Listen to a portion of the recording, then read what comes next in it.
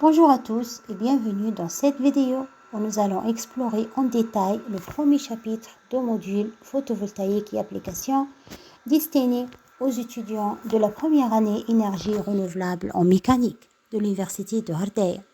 Comme je l'ai annoncé dans la vidéo précédente, ce module vise à permettre l'apprenant de maîtriser plusieurs compétences essentielles, notamment les concepts fondamentaux de l'électricité générale ainsi que le principe général sur l'électronique de puissance. Dans le premier chapitre, intitulé Électricité photovoltaïque et convertisseur photovoltaïque, on va étudier l'effet photovoltaïque et les fondements de la conversion photovoltaïque. Nous allons aborder les notions de base.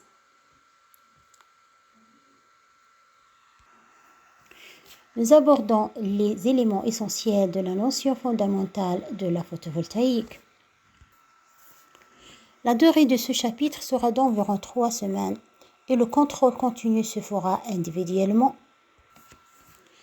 Le sommaire structuré facilite la navigation et la compréhension. Il permet aux étudiants de suivre le plan de cours et de savoir à quoi s'attendre. Dans notre cas, on va étudier premièrement généralité sur les photovoltaïques, deuxièmement définition et étymologie de la photovoltaïque, troisièmement on va étudier aussi le principe de fonctionnement d'une cellule solaire photovoltaïque, quatrièmement on va entamer les avantages et les inconvénients des énergies solaires photovoltaïques, cinquièmement on va étudier la fabrication des cellules photovoltaïques. Et dernièrement, on va étudier les différents types de systèmes photovoltaïques. L'effet photovoltaïque transforme directement la lumière solaire en électricité. Le terme photovoltaïque combine photo, c'est-à-dire la lumière, et voltaïque, ça veut dire l'électricité, rendant hommage à Alessandro Volta.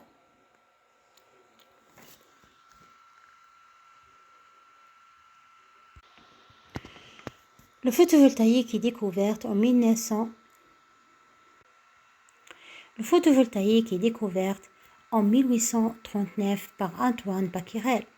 L'effet photovoltaïque permet la transformation de l'énergie lumineuse en électricité. Ce principe repose sur la technologie des semi-conducteurs.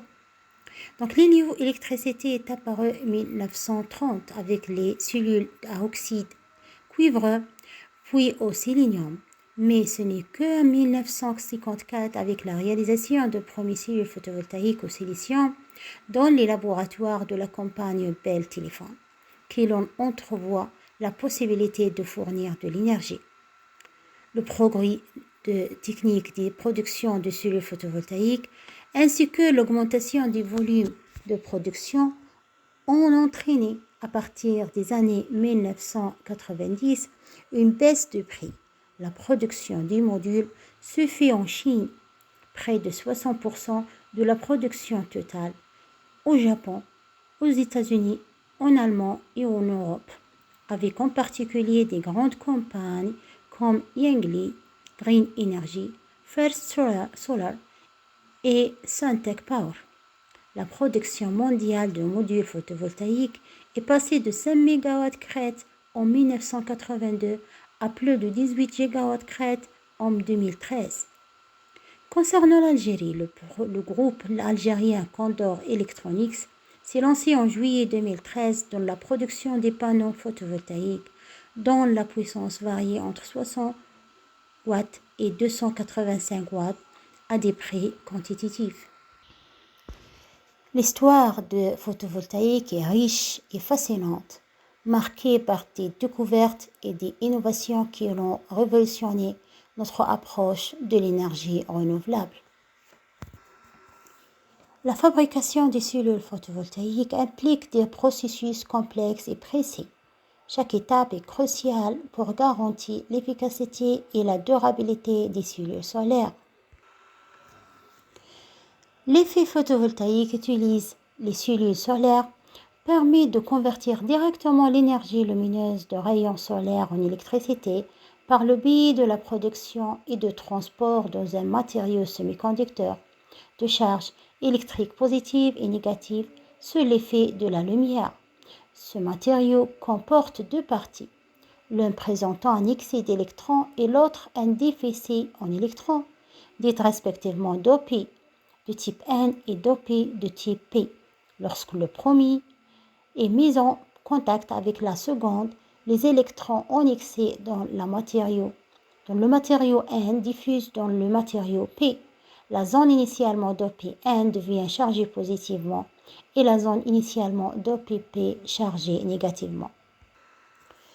L'énergie solaire présente de nombreux avantages, comme sa non-pollution et son potentiel de production d'énergie. Toutefois, le coût et l'espace requis restant des déficits à surmonter. Donc l'énergie photovoltaïque est une énergie renouvelable non polluante, facile à obtenir en grande quantité et assez puissante. On encourage l'utilisation des énergies renouvelables pour diminuer l'utilisation des combustibles fossiles qui s'épuisent et qui polluent énormément. Il existe divers types de systèmes photovoltaïques, chacun adapté à des besoins spécifiques.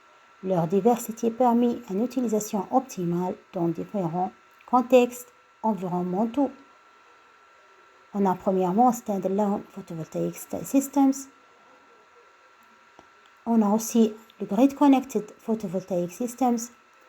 Et aussi, on a le Plug and Play Photovoltaic Systems. Le silicium est l'un des matériaux le plus courant sur Terre. C'est le sable, mais un haut degré de pureté est requis pour en faire une cellule photovoltaïque et le procédé est coûteux.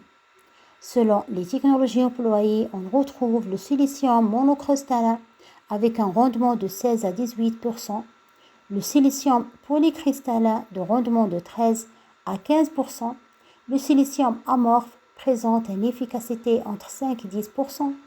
D'autres matériaux tels que l'arsenure de gallium et la tellurure de cadmium qui sont des cours de test dans les laboratoires et présentent des rendements de jusqu'à 38%. La technologie des cellules solaires évolue constamment, offrant des solutions de plus en plus efficaces et accessibles. Les avancées technologiques promettent un avenir énergétique plus vert.